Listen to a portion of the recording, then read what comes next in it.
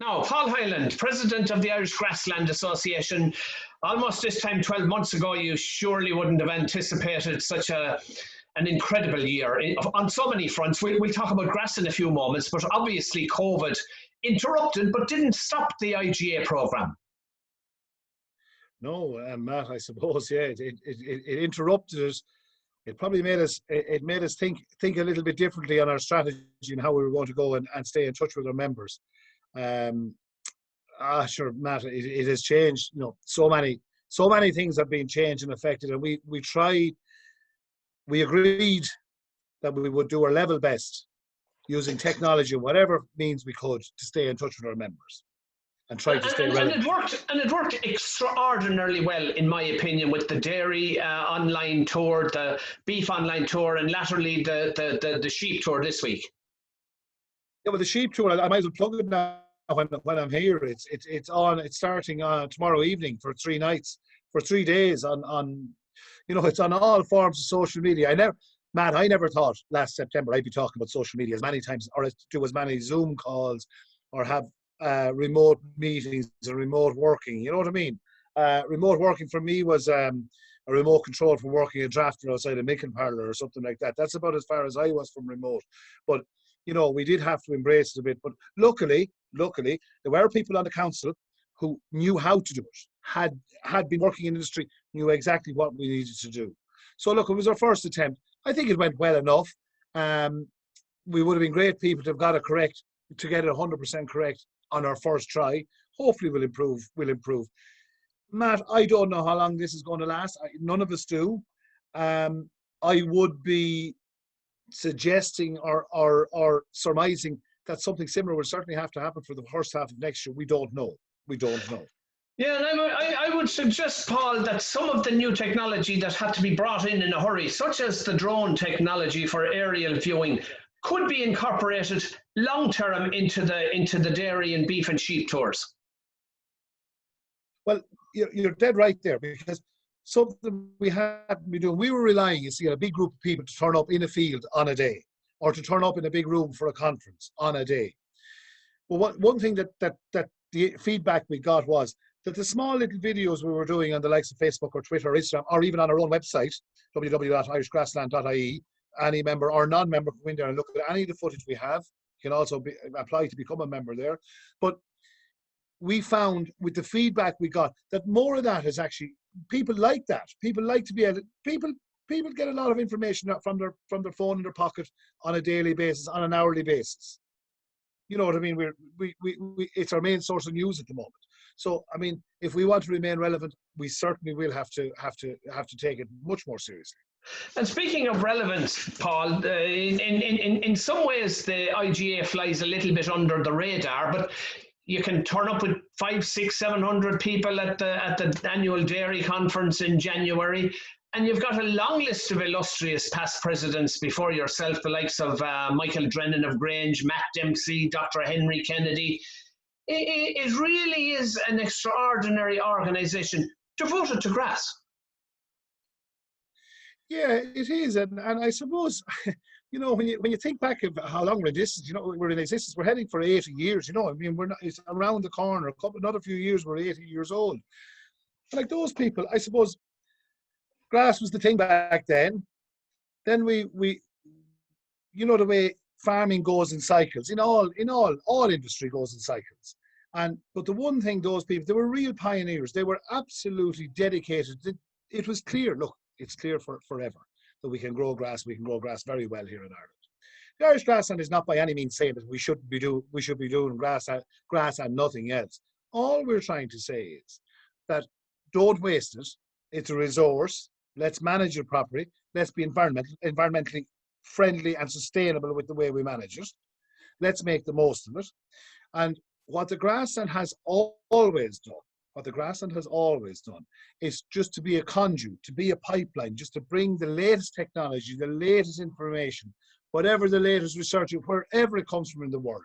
It could be daft, you know what I mean?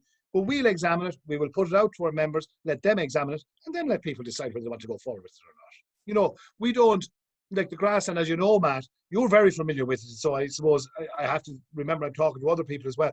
But the grassland, we don't do research. You know, that's not something we do. We wouldn't have the resources to do. But we have people on our council who do research. You know what I mean? We have people from industry that do their own. Get all that information together and try and get whatever. We're not telling people what to do. We're not telling people how to do it. We're just giving them, if they're interested in grass and pastoral farming, whether it's in dairy, beef, or sheep, we try to get that information out. That's as simple. It's as simple as that. What we do.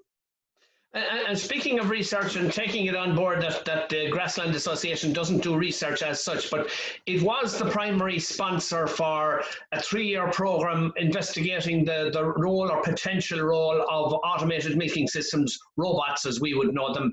That's right. That was the autograph. Run by Moore Park. Yeah, it was the autographs program. There was funding available. There was 6 countries undertook research into the use of robots in pastoral systems. Okay, obviously a place to try it was Ireland. Okay, we were approached to know would we go in partnership or in conjunction with a research outfit, and the research outfit in Ireland, of course, is Teagasc, to know would we draw down some funding to do that. We did. We set up a committee to run that. We drew down the funding. Teagasc, of course, did the research. The research is now obviously completed. It is finalised. It was only wound up in this year, as you know, Matt. The findings have been published. The beautiful thing about it was done in 6 other countries. It brought in a fair whack of cash into dairy research that wouldn't be brought in had the grassland not got involved in it. It was absolutely independent, the research. You know what I mean? You know, there was no milk machine company or no feed company or nobody else involved in the research of it. So we could hold our hands up and say, these are the facts. This is what we found. We did conduct a few open days on it when the research was concluded. So that was one of the bigger things we did. We wouldn't do a lot of that, Matt, but it was one of those nice things to be involved in. Lovely to be involved in a project like that, where you can actually bring in a nice wad of money into research in Ireland that otherwise wouldn't have been here. Yeah, any particular aspects of it or pertinent points emerging from the research, Paul? I suppose it was examined warts and all, and it was discovered that in certain systems and with very good management, I suppose, Matt, the one thing that came out of it was the absolute that you need to be on your A game from a grass point of view to manage robots strictly if you want to be strictly at grass. That's probably the key thing that came out of that. But look, we knew that.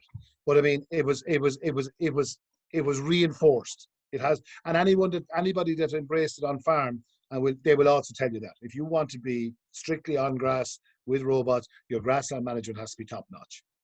Any thoughts of your own, Paul, on automated systems? Could it signal a slight drift away from pastoral farming? I don't know. It's down to the individual. Of course it could, like anything else. Of course it could. High milk price could do the same thing, Matt, just as handy. You know what I mean? Like, I mean, we are. A lot of us like toys. We like the latest gadgets. But I wouldn't dismiss technological advances based on the fact that you'd be nervous of yourself going down a wrong route, let's say, in your own management. There's nothing like a farm or your own business to let you know fairly quickly that you made a mistake. As long as you've not gone too far down the road, you can always come back or you can veer back onto the right track. However, you know, we need to, the likes of the robots, the likes of all this IT technology that's available. Look, labour is not as plentiful as it was. There was, you know, the last 6 months with young lads around the yard, loads of help. Probably be glad to see the back of them now at this stage. But you know, back in the day, there was loads of help around the place, and there was plenty of, you know. And if it took an hour longer to do it, you just send another fella off to give your man a hand. Those days are gone, as you know, Matt. So now it's about productivity. We are in a different world here. You know, we're dealing on the world stage. We have to match the big guys, whether we like it or not. You know, we're not big guys here in Ireland, but we have to go out and hurl on that pitch with them. So if we don't make the most of technology, and you know, not all technology. Look, there's gimmicks and everything, but there is really good stuff there. I mean, I wouldn't, by any, like you mentioned robotics there, I wouldn't dismiss that at all.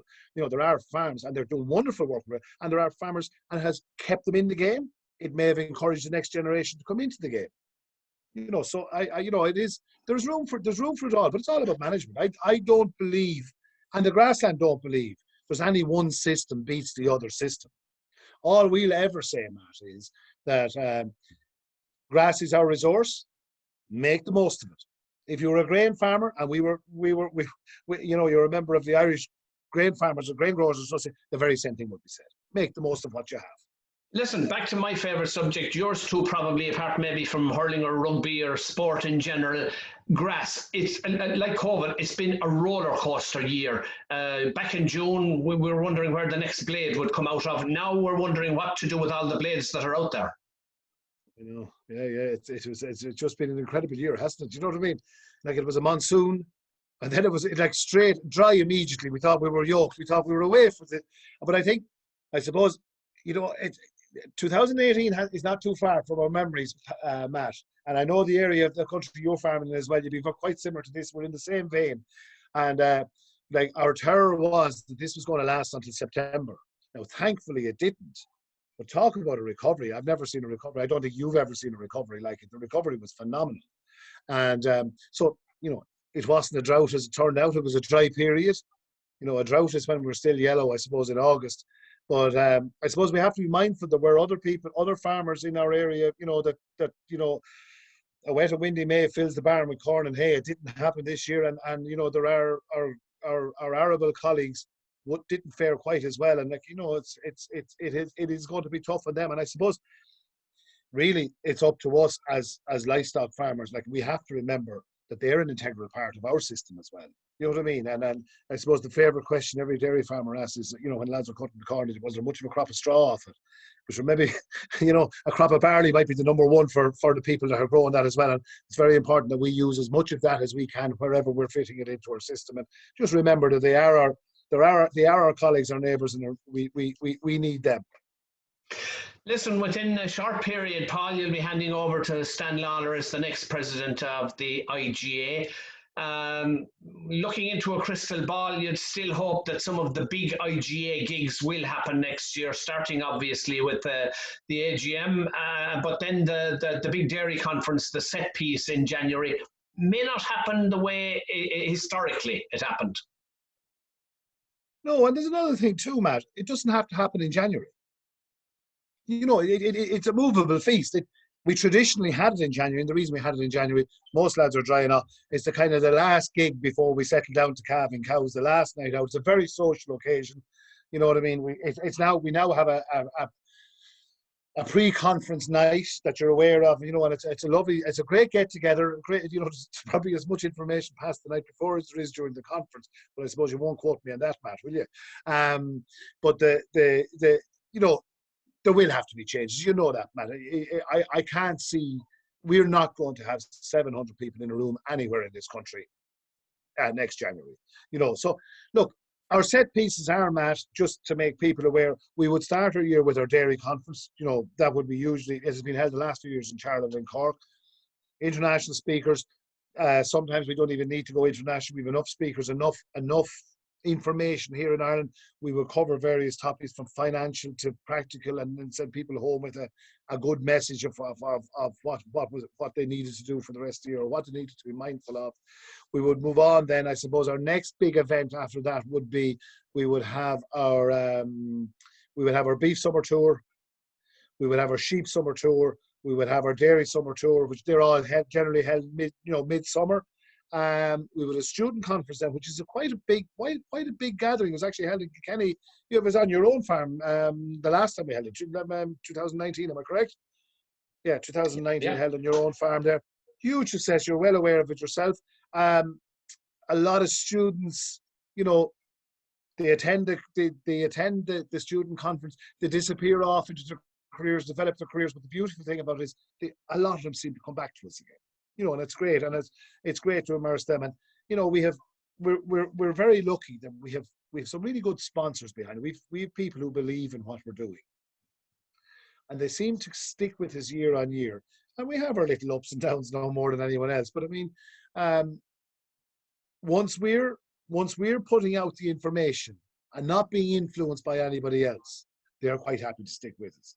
And if you take our council, Matt, which you're a member of yourself, you know, we have people from research, Teagasc researchers, we have people from fertilizer companies, we have people from accountancy firms, we have bankers, we have farmers, we have all the people. But the one thing that I will say, and it's a credit to everyone who's been on the council since I've been on council, and I'm on council, what, 4 years now at this stage, 1 year as president, I will say, and it's a credit to them all, every one of them leaves their trade hat at the door when they walk in, and they come in and they work and they discuss things and they plan things in the best interest for the members of the Irish Grassland. And I think it's a credit to them all. I really was concerned that maybe people would, you know, try and influence things one way or the other, but that doesn't happen. So that's a credit to all the people involved. Just a reference back to a man we mentioned earlier, Dr. Henry Kennedy, a past president of the IGA and factotum in general of ICOS for many, many years. He spoke at a conference, a summer school at Maynooth, I think, or Clongowes Wood, way back in 1938, talking about the underutilisation and untapped potential of our grassland. Are we there yet? It was incredible. I read it in the journal, and it was an incredible piece to read. Do you know what I mean? That it was so far-sighted. Like, and even how many years ago was that, man? That's many years ago that paper was given. Yeah. And it was, you know, are we there? I don't know, man.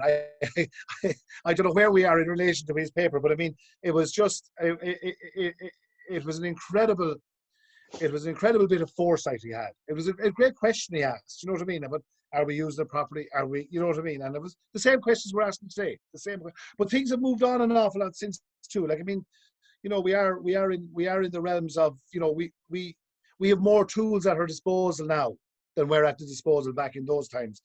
Hopefully, we're using them responsibly, but we're learning all the time. You know, probably the biggest change to grassland, the pastoral farming in the last few years is the pasture measuring. You know, being able to go out and measure exactly what you have on the farm today.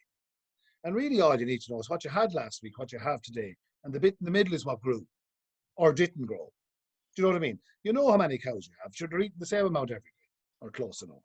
So that I think that has I know it certainly has revolutionized things here on the farm with us, and I'm sure you'll find the same yourself and anybody who embraces it.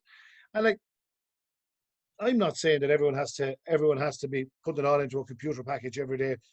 Lots of farmers have been measuring grass for years, and lots of them have their own ways of measuring grass. Some people are just so intuitive with their eye; they really know what's going on. And I suppose the other thing is we have ways of dealing with surplus now that we probably didn't have before. You know, there's balers around now, and there's seems to be a lot of contractors that you can make a call, get a job done, and just keep everything in rotation.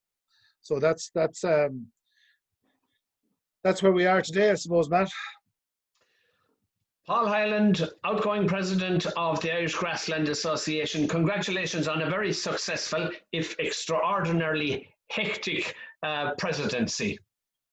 Before we go, Matt, could I just make one reference to somebody? We have as you know, we have a council of 24, but we have one kind of constant there all the time. You know, that's Maura Callery, who was she's called her office manager.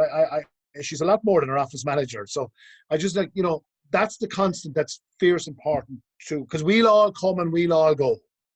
And she's still there in the middle of it all, knows what needs to happen next, knows where we need to go, has all the context for it. So, I mean, it would be remiss of me here not to take this opportunity to thank her for the support to me, past presidents, and hopefully many future presidents as well.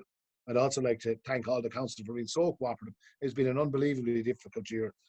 The chairs of each committee, when they were given a task to do, there was absolutely no hesitation. They didn't know where to start, but they got it done. It was brilliant. Thanks very much, Matt. Well done. Thank you, Matt.